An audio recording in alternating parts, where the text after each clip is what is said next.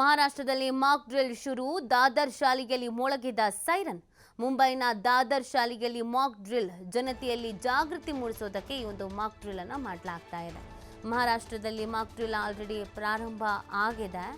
ದಾದರ್ ಶಾಲೆಯಲ್ಲಿ ಇದೀಗ ಸೈರನ್ ಮೊಳಗಿರುವಂಥದ್ದು. ದೇಶದಾದ್ಯಂತ ಯುದ್ಧಕ್ಕೆ ತಯಾರಿಗಳು ನಡೀತಾ ಇದೆ. ಇದೀಗ ಮುಂಬೈನ ದಾದರ್ ಶಾಲೆಯಲ್ಲಿ ಮಾಕ್ ಡ್ರಿಲ್ ಅನ್ನು ಮಾಡಲಾಗ್ತಾ ಇದೆ. ಪ್ರಾಕ್ಟೀಸ್ ತಾಲೀಮನ್ನು ಮಾಡ್ತಾ ಇರೋದು. ಜನತೆಯಲ್ಲಿ ಜಾಗೃತಿಯನ್ನು ಮೂಡಿಸುವುದಕ್ಕೆ ಅಂತ ಈ ಹೆಜ್ಜೆಯನ್ನು ಇಡಲಾಗ್ತಾ ಇದೆ. ನಾಳೆ ಕೂಡ ಅನೇಕ ರಾಜ್ಯಗಳಲ್ಲಿ ಈ ಮಾಕ್ ಡ್ರಿಲ್ ಅನ್ನು ಮಾಡಲಾಗುತ್ತೆ. ಕೆಲವು ಭಾಗದಲ್ಲಿ ಇವತ್ತೇ ಮಾಕ್ ಡ್ರಿಲ್ ಅನ್ನು ಮಾಡ್ತಾ ಇರುವಂಥದ್ದು. ಇದೀಗ ಮಹಾರಾಷ್ಟ್ರದ ಸರದಿ ದಾದರ್ ಶಾಲೆಯಲ್ಲಿ ಈಗ ಸೈರನ್ ಮೊಳಗಿದೆ. ಮುಂಬೈನಲ್ಲಿರುವಂಥ ದಾದರ್ ಶಾಲೆಯಲ್ಲಿ ಮಾಕ್ ಡ್ರಿಲ್ ಅನ್ನು ಮಾಡಲಾಗಿದೆ.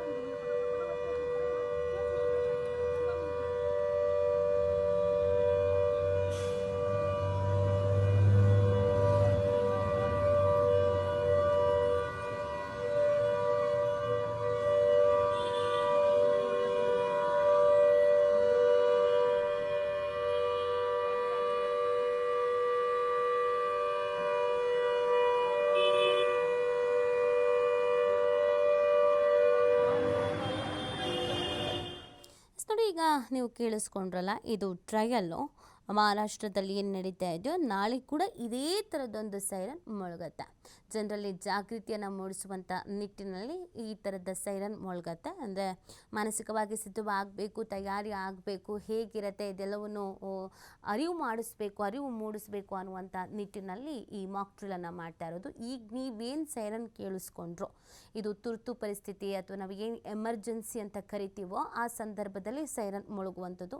ಇಡೀ ದೇಶ ಈಗ ಅಲರ್ಟ್ ಆಗಬೇಕಾದಂಥ ಸಿಚುವೇಶನ್ಸ್ ಇದೆ. ಅಂದರೆ ಯಾವುದೇ ಸಂದರ್ಭದಲ್ಲಿ ಬೇಕಾದರೂ ಯುದ್ಧ ಆಗಬಹುದು. ಹಾಗಾಗಿ ಈ ಸೈರನ್ನನ್ನು ಮೊಳಗಿಸೋದಕ್ಕೆ ಪ್ಲ್ಯಾನ್ ಮಾಡಿಕೊಂಡಿರೋದು. ನಾಳೆ ಇದು ಎಲ್ಲ ಕಡೆಯಲ್ಲೂ ಕೂಡ ಸೈರನ್ ಮೊಳಗಲಿದೆ. ಇದೇ ಥರದೊಂದು ಶಬ್ದ ನಾಳೆನೂ ಕೂಡ ಕೇಳಿ ಬರುತ್ತೆ.